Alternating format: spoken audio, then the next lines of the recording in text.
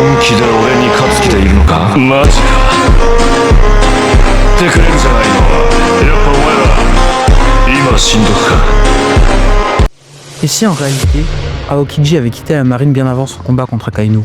Pas physiquement, mentalement, silencieusement. Comme un homme dont l'esprit s'est détaché peu à peu d'un système qui l'étouffe.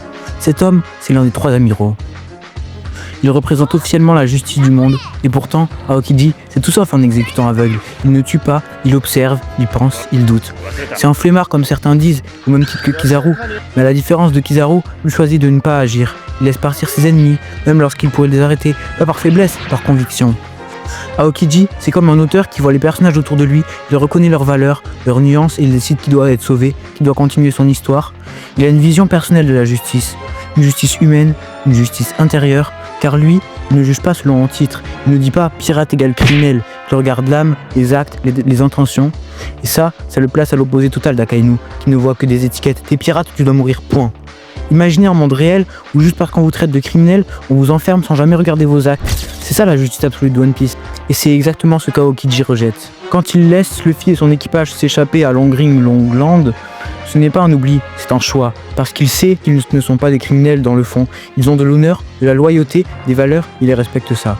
À Marineford par exemple, il crée une arène pour se battre, mais il n'écrase pas les ennemis, il ne coule pas leur navire, il ne finit jamais le travail, et pourtant, il ne culpabilise pas. Pourquoi? Parce qu'il sait, au fond de lui, qu'il a raison, que sa vision est plus juste que celle qu'on lui impose. Aokiji ne croit plus en la marine, il la respecte par habitude, par loyauté, par fatigue, il ne la sert plus avec le cœur, il est vidé, il agit pour la forme mais plus pour la cause. Puis vient le combat contre Akainu. Ce n'est pas un simple duel, c'est la fin de son chemin intérieur. 10 jours, 10 nuits pour réfléchir, souffrir et choisir. Il aurait pu gagner, peut-être. Mais gagner, c'était devenir le chef d'une organisation qu'il ne respecte même plus. C'était diriger une machine qu'il méprise. Et perdre, c'était tout perdre sauf sa liberté. Alors il perd mais il gagne autre chose. Il devient libre. Et c'est là le cœur d'Aokiji. Il n'a jamais fui la marine, c'est la marine qui l'a rejeté. Elle l'a perdu lentement, en ignorant sa voix, en piétinant sa justice. Depuis, Aokiji marche seul. Il n'est plus un pion, il est une pièce maîtresse dans sa propre partie.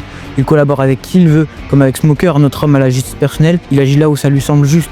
Et face à Doflamingo à Punk Hazard, il est droit, libre, lucide, comme dans les flashbacks de Robin où il inspirait la confiance. Il redevient lui-même, il renaît. Aokiji, c'est la complexité incarnée. C'est un homme qui a compris que la justice n'est pas un uniforme, ni un ordre, ni un titre. La justice, c'est un regard, une intention, une vérité intérieure. Et lui, il la suit peu importe où ça le mène. Merci de m'avoir écouté. Si cette vision t'a plu, n'hésite pas à t'abonner parce que je vais bientôt faire d'autres vidéos.